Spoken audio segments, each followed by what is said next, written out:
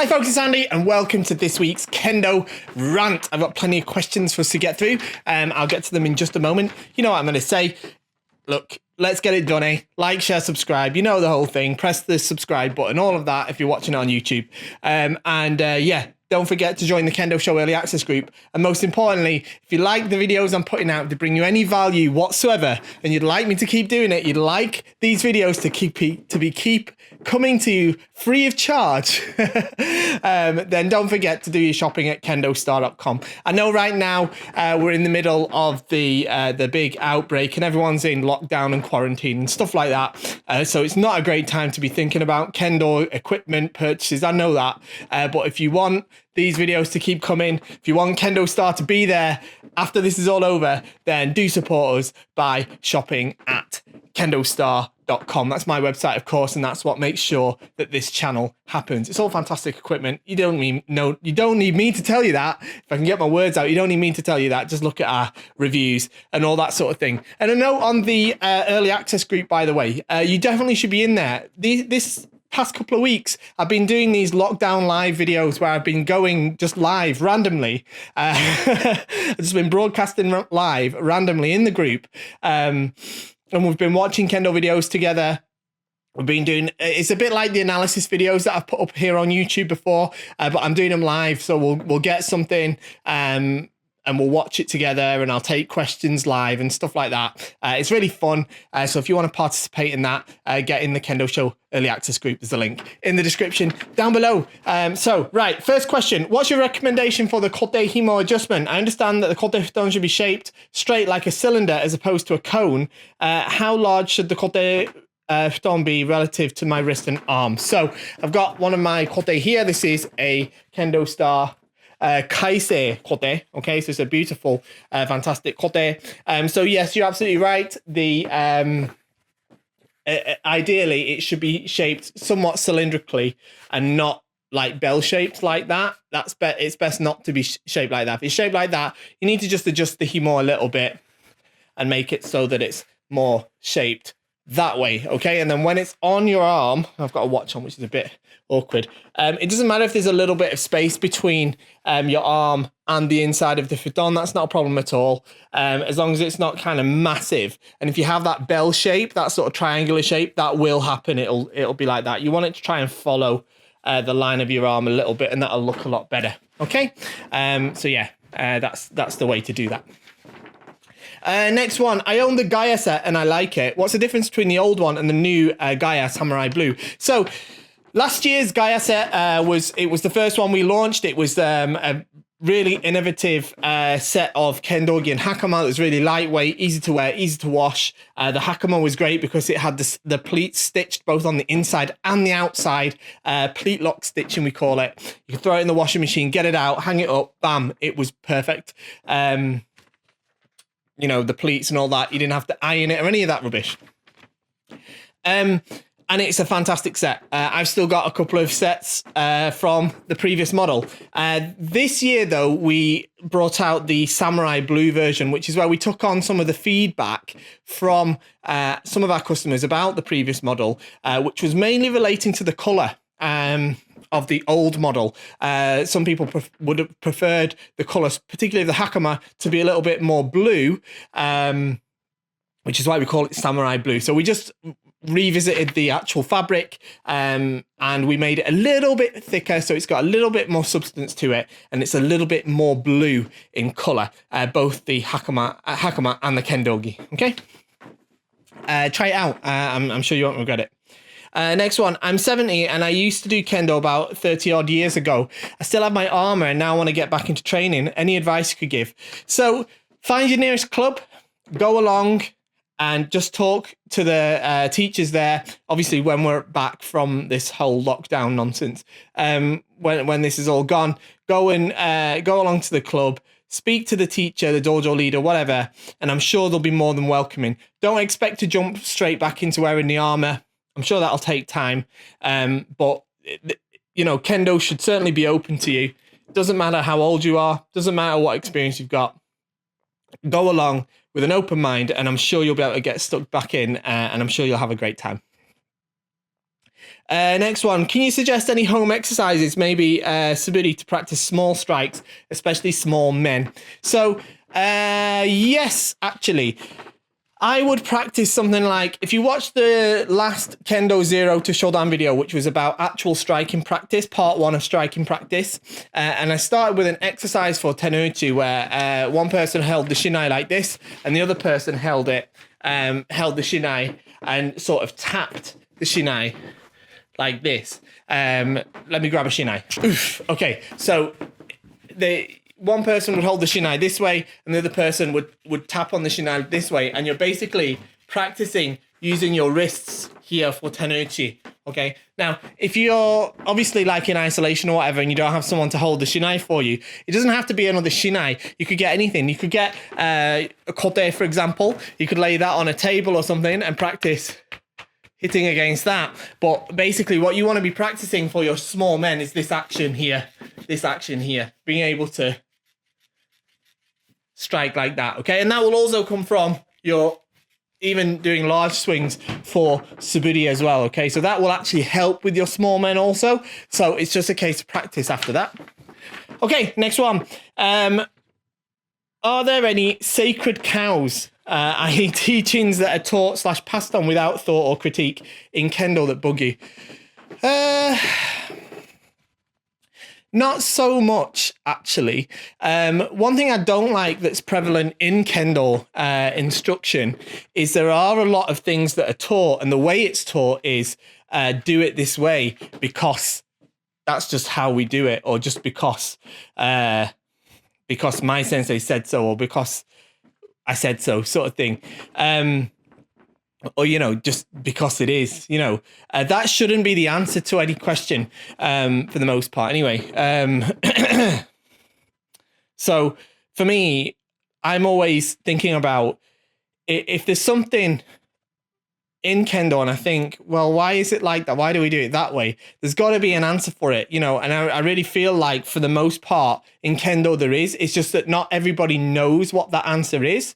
So sometimes people will teach something, they don't know why we do that particular exercise or that particular technique, but they know that their teacher did it and their teacher's teachers did it or whatever, and it does work, but they might not know why or why we do that.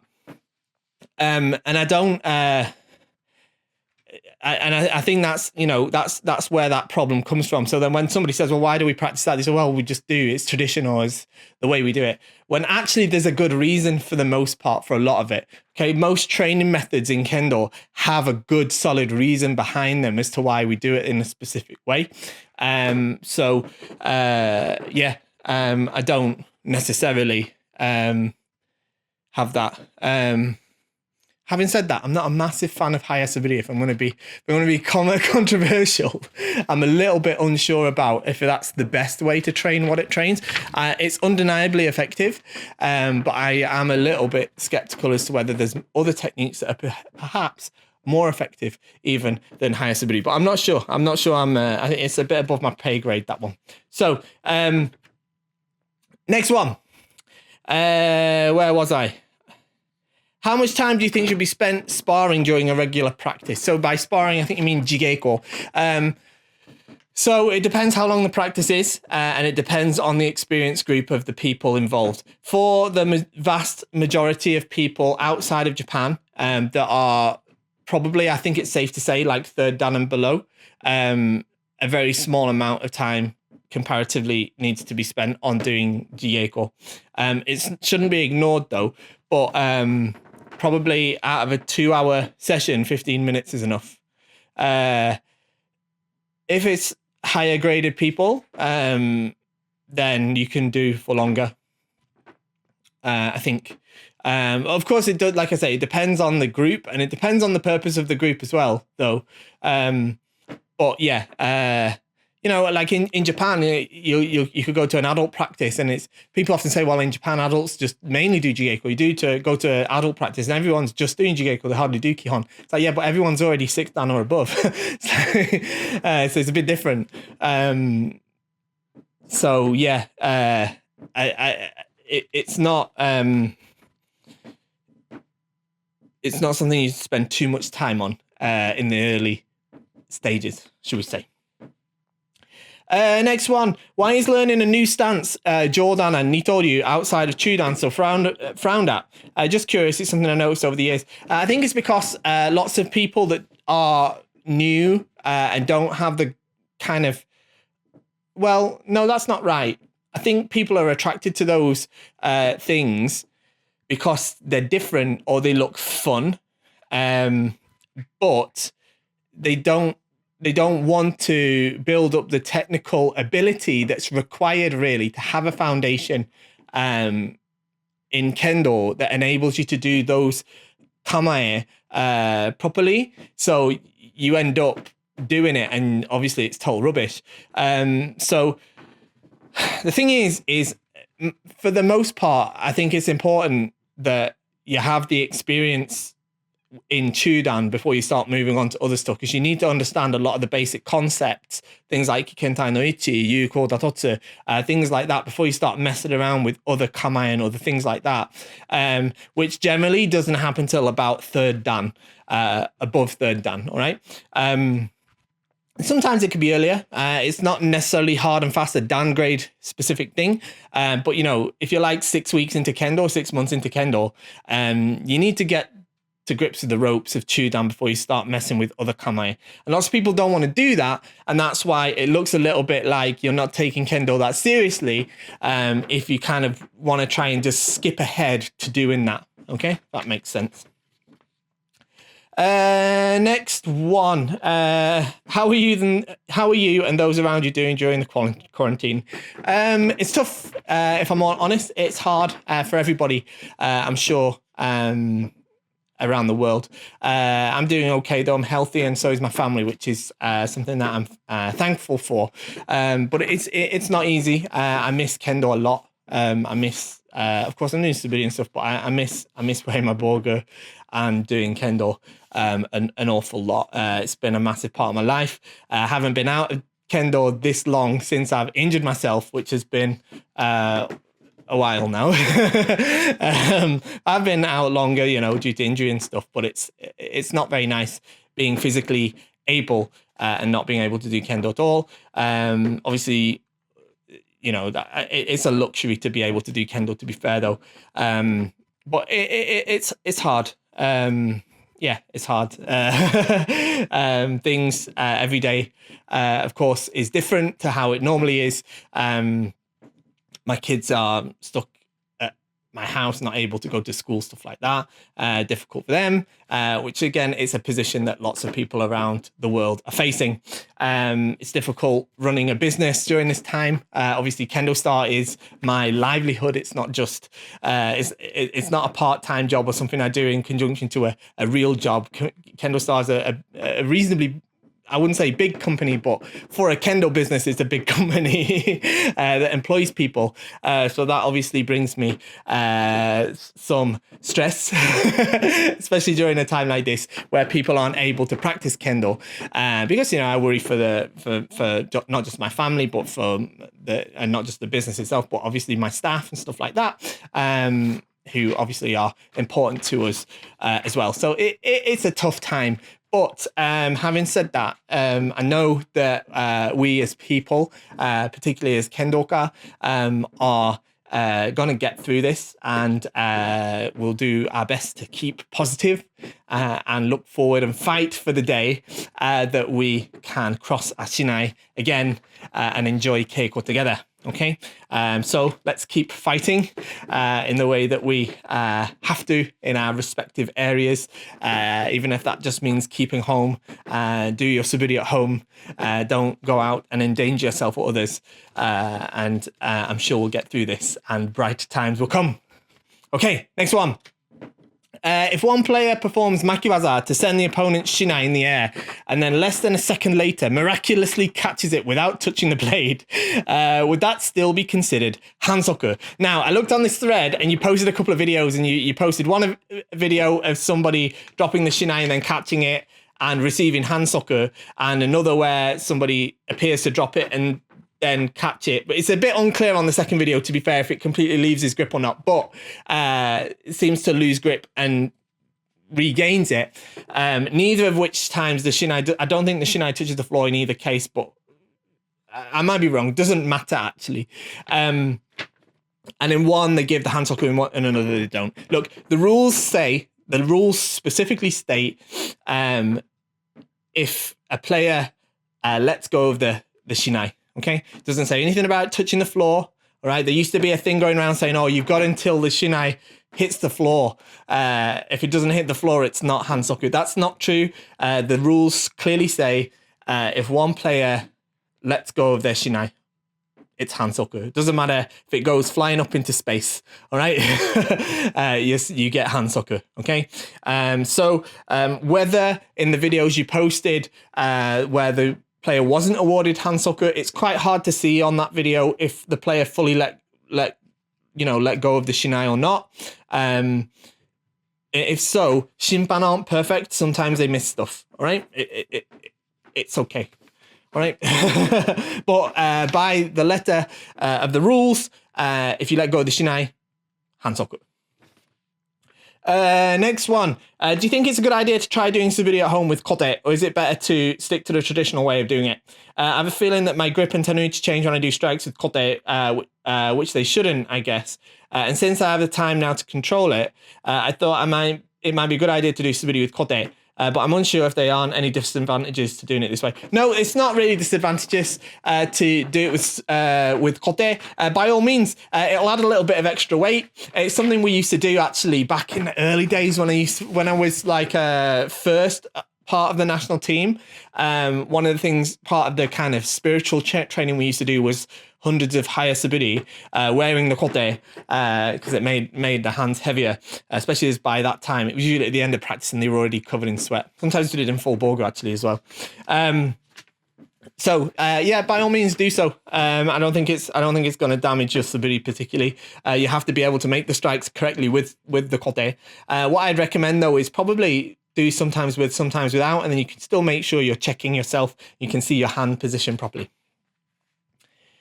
Next one. The two things I'm missing most are paintball and Kendall. Other than Kendall, what are you missing? What am I missing other than Kendall? Well, the thing is my entire life is Kendall. Everything in my life is Kendall and my family. So I've got all of that around me still. Like my family are still with me, of course, which is a blessing.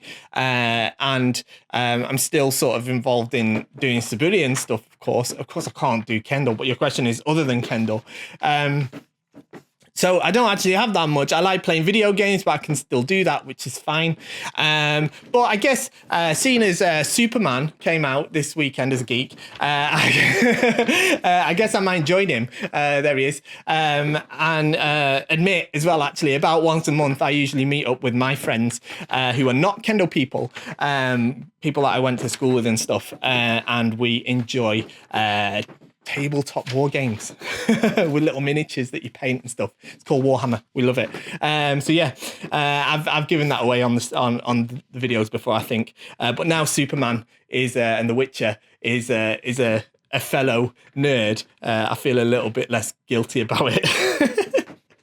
Next one. Any ideas for simple uchikomi die that you can make at home without needing to get fancy stuff at a hardware store? Not really. Without having to build something, you could use like if it's not going to get you in trouble, you could use like a couch or something. Like I've seen people do like Caesar in front of the couch and hit the cushions on the couch and stuff like that. But like, oh, I didn't tell you to do that, right? I don't want you getting in trouble. Okay. And make sure it's a cushion and not like a cushion and not like a cat or something that's under it or on it or something like that. Definitely don't do that. Anyway, too much time inside me, I'm telling you. Mine's wandering off. Right. Hi, Andy. This is the last one. Hi, Andy. I see quite a few videos about how to pass down grades, but not come across anything for Q grades. As a beginner, it would be good to know what is expected for the lower Q grades. Why does no one post this info about this? 0 to Shodan is perfect, by the way. Brilliant question. I think that's a fantastic question, and thank you so much for posting it.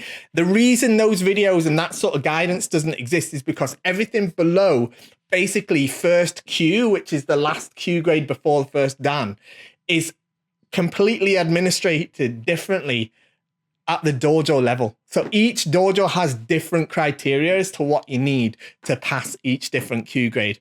So that's why it's almost impossible to kind of put. There's guidance out there in a way like this. I think even on like for example in Britain on the British Kendo Association website, there's like a guidance on there. I think for dojo leaders for how they could sort of come up with criteria for it. But actually in practice, it's put down to the dojo individual dojo leaders to decide what grade they think is appropriate for their students up to and including second Kyu. However, having said that, if you follow what I'm saying in 0 to Shodan, which is exactly the same sort of thing, to be honest, that I teach in my actual classes, then you won't go far wrong, okay? It will, because that's everything you need on the step to Shodan. And here's a spoiler alert for Kendo 0 to Shodan, all right? You have to be able to do kirikaishi with fumikomi and make strikes that meet the criteria for Yuko Datotsu, which is valid strikes, all right? That's what you have to be able to do for Shodan, okay? And everything sort of before that is, the grades of how close you are to doing that are your Kyu grades, shall we say, all right? But I think even from like something like 5th Kyu or something upwards, you're going to need to be able to do kirikaishi, okay? So if you can do kirikaishi, then that's when you're going to start looking at like 5th Kyu and then going up from there. Obviously, you want to start wearing armor and stuff. Getting towards that point where you can do kirikaishi with fumikomi and making strikes that are considered valid. Okay, so yeah, if you follow the instructions in the videos, you'll definitely be on the right track.